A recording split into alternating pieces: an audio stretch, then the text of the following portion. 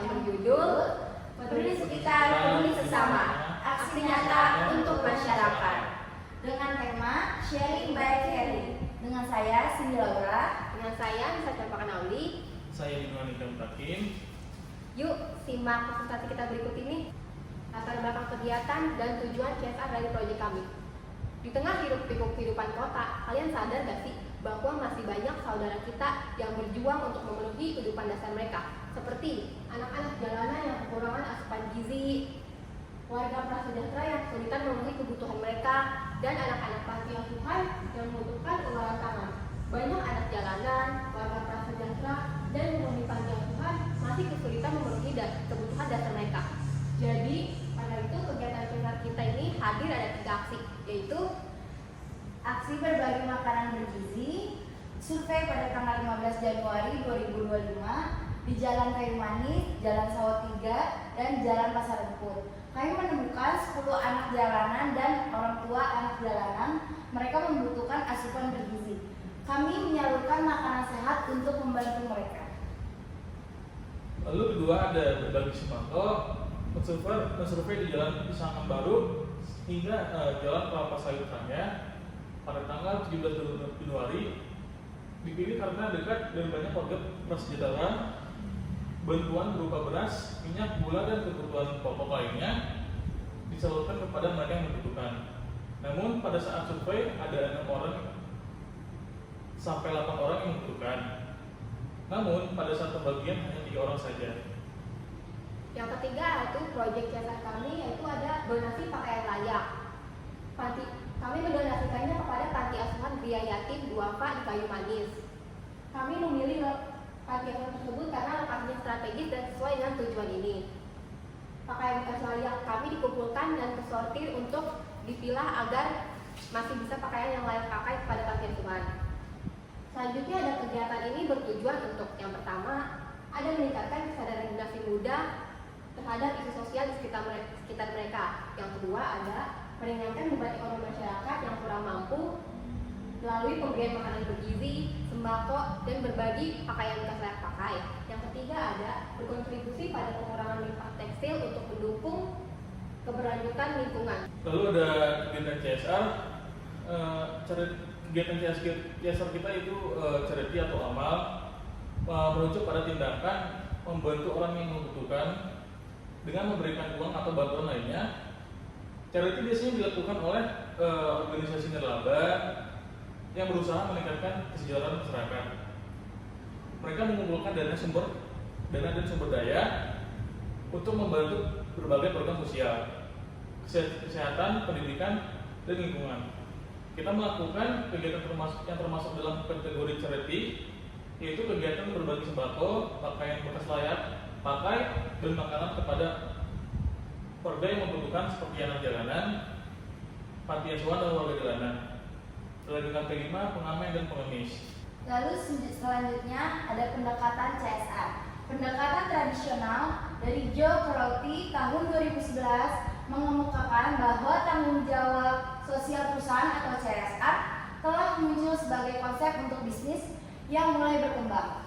Melalui pendekatan ini disepakati bahwa CSR dikembangkan dengan dilandasi pemahaman bahwa korporasi melakukan kegiatan CSR untuk menghasilkan keuntungan secara ekonomi, kepatuhan terhadap hukum, dan norma dengan masyarakat sekitar. Selanjutnya ada dimensi CSR. Kami memilih 2 dimensi, yaitu dimensi sosial dan dimensi lingkungan. Yang pertama kami memilih dimensi sosial karena kegiatan ini berfokus pada peningkatan kualitas hidup anak-anak di panti asuhan, anak-anak di jalanan, dan warga prasejahtera yang membutuhkan. Dengan memberikan makanan sehat, sembako, dan pakaian bekas layak pakai kepada panti, kami berharap bisa memberikan bantuan berarti dan juga menumbuhkan rasa peduli antar sesama. Dan yang kedua, kami memilih dimensi lingkungan, karena kegiatan ini mendaur ulang pakaian bekas layak pakai untuk mengurangi limbah tekstil dan mendukung keberlanjutan lingkungan. Ini juga mengajarkan gaya hidup ramah lingkungan dan diharapkan dapat menginspirasi orang lain untuk peduli terhadap alam. Selanjutnya, lalu ada yang kelima, model CSR. Model yang kita gunakan adalah keterlibatan langsung Dalam model ini biasanya perusahaan melakukan kegiatan sosial atau memberikan sumbangan tanpa perantara dan secara langsung terlibat dalam program CSR. Misalnya perusahaan menyelenggarakan sendiri kegiatan sosial atau menyerahkan sumbangan ke masyarakat tanpa perantara.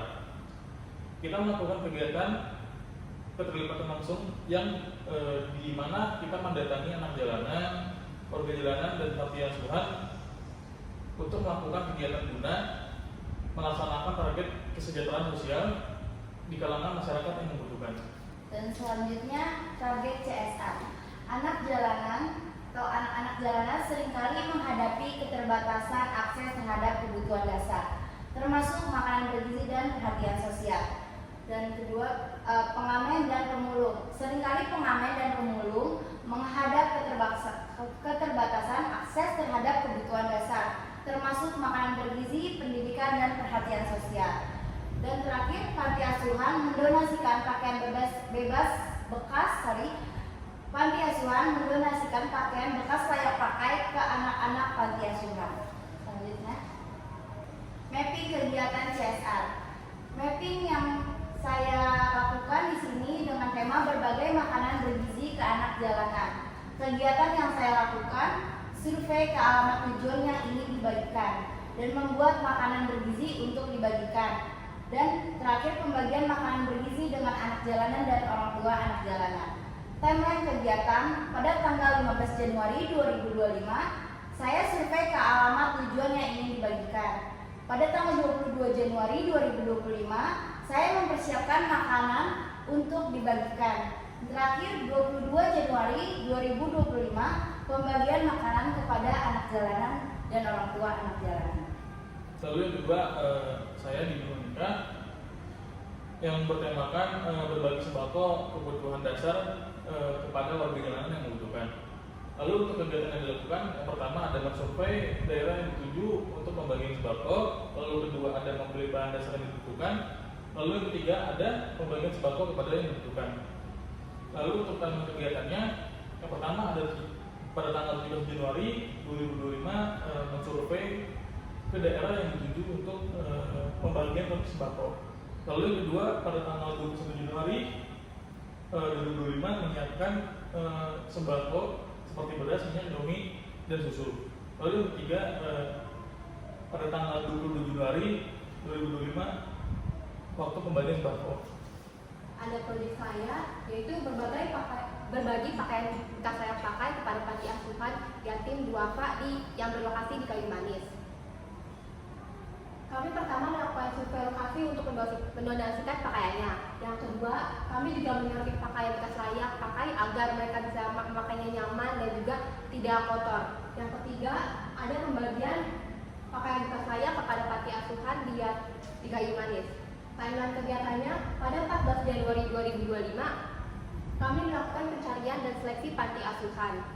Setelah dipilih, kami memilih Yayasan Gria Yatim Duafa di Kayu Manis karena lokasi yang strategis dan sesuai dengan tujuan kegiatan ini. Yang kedua, pada tanggal 15 Januari 2025, kami mengumpulkan serta memilah pakaian bekas layak pakai agar dapat disumbangkan dan mereka bisa memakainya dengan nyaman.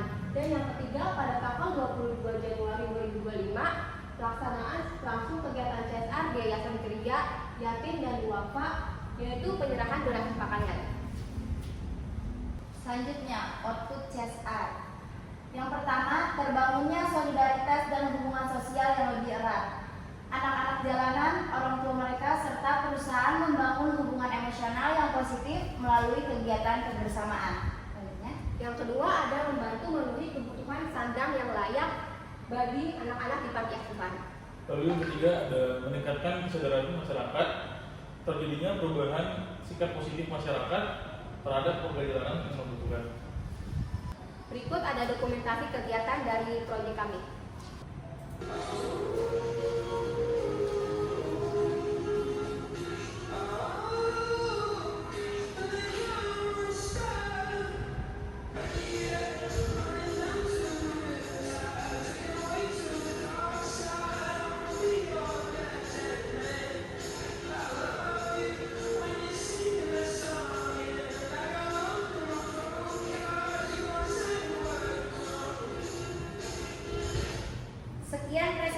dari kelompok 1. Kiranya ada salah kata dan kurangnya mohon maaf. kita akhiri. Selamat siang untuk Miss Ada. Terima kasih. Terima kasih. Terima kasih.